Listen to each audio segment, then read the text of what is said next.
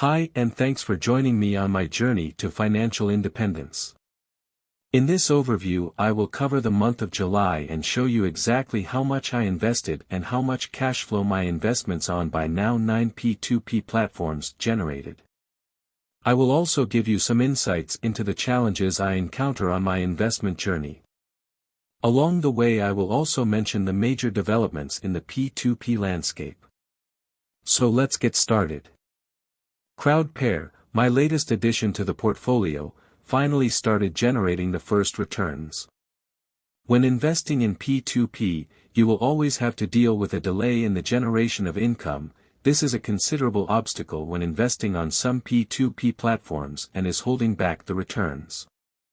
However, with Crowdpair the interest starts to be calculated from the first investment day. I added another €500 to my portfolio, which currently stands at €2,304 and generated after deduction of the withholding tax for €0.14. The withholding tax is the second obstacle that holds back your returns. That is why it is very important to see if there are any ways to reduce the tax burdens. This can be done through double taxation treaties. So make sure to check where the platform resides and if there are any double taxation treaties between the country of your tax residency and the country where the platform is registered. Don't leave money on the table when you don't need to. My Robocash account continues to grow and is with the most recent €500 top-up worth over €3,586. My average interest rate climbed to around 10.3%. Minor cash drag persists, which is a reflection of high demand for Robocash. My income in July was €25.49. The biggest news around Robocash Group was their financial performance in the first 2 quarters of 2023. We can see growth in all of the key metrics.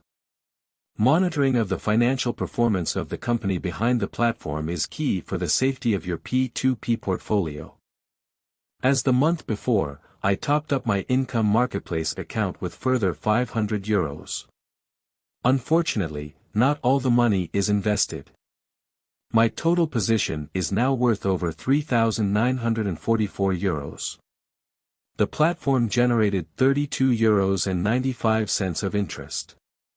Income Marketplace experienced problems with the allocation of funds from Vivus and some users encountered a negative balance on their accounts. Although invested in Vivus, I haven't noticed any discrepancies. Furthermore, Income Marketplace informed the investors about limited loan availability but promised to address this in the near future by adding new loan originators.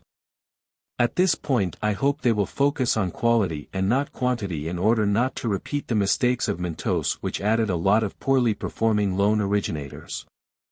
In June, I reported about the problems that Juancho Te Presta is experiencing in honoring the buyback obligations on bonds. Since the lender is also present on Income Marketplace, I reached out to them to see what is going on. I was promptly informed by the Data Protection and AML Compliance Officer that all issues are resolved and money is coming in. Although a very positive answer, I remain cautious and have for now excluded the loan originator from my auto invest settings. With another €500 top-up and reinvestment of profits, my land account grew to €7,284. You might also recall that, due to a glitch, May's income was slightly lower at €14.81. Therefore June's was slightly higher at €64.80 and July's was right in the middle at €47.62. Fluctuations are part of investing, and you have to get used to them.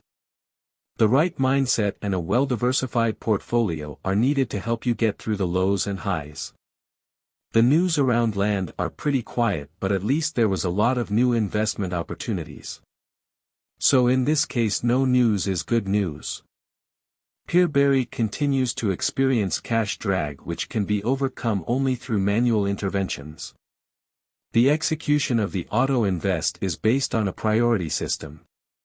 In short, the highest priority of the execution of the auto invest is reserved for the users in the platinum tier of the loyalty program.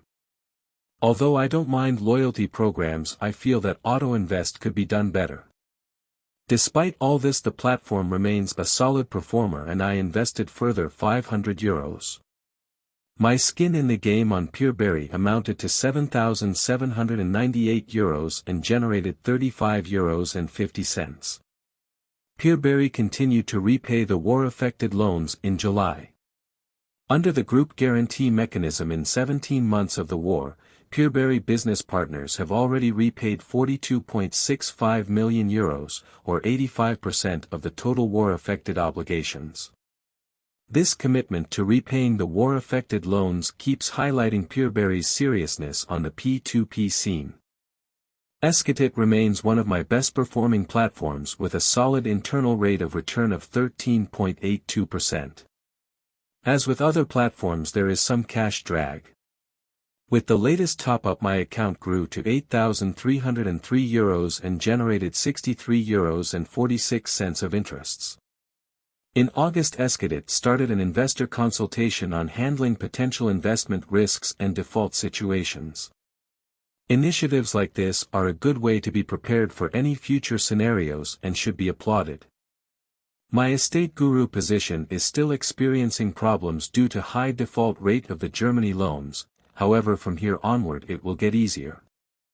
The peak of defaults has been reached and should see some light at the end of the tunnel. My total investment of €9,412 generated exactly €51 of interest. Estate Guru seems to be on the way to recovery, although to properly judge their success we will have to wait until the Germany loans are recovered. If you believe in second chances, there are currently plenty of loans waiting for funding. My Via Invest position is now worth €10,256 and I am only reinvesting the profits. In July I earned €96.19 of interests. Via Invest keeps delivering steady returns with little to no cash drag, if only their platform worked better. Bondora Go and Grow remains my biggest position with €13,409 and generated €74.17. Although this is my lowest yielding investment, it remains the most predictable, a rare quality in the P2P environment. Some people might suggest using Moneyfit Smart Saver as it offers a higher yield. However, when we compare the company behind Moneyfit Smart Saver, the Credit Star Group, we quickly see that Bondora is on a more sound financial footing, therefore the more stable option. My income for July 2023 from P2P investments was €430.17. A slight decrease from June, however, due to the fluctuating nature of P2P credits, completely normal. My total investment grew to €66,011. Since the graphs offer a nice overview of my total investment and monthly income, one decided to regularly include them in my videos. I still got a long way to go to my €1,000 goal, but I am getting closer every month. However, the real challenge is if I will manage to keep up investing month after month. I hope you enjoy these videos, and let me know how your investments are going. If you wish to support me on my investment journey, please subscribe and like the video or use any of the referral links in the video description. As always, remember that every investment carries considerable risks. Don't invest money that you can't afford to lose, and don't blindly trust something you stumble across on YouTube. I am also looking forward to an exchange of views, so please drop a comment. Thanks for watching.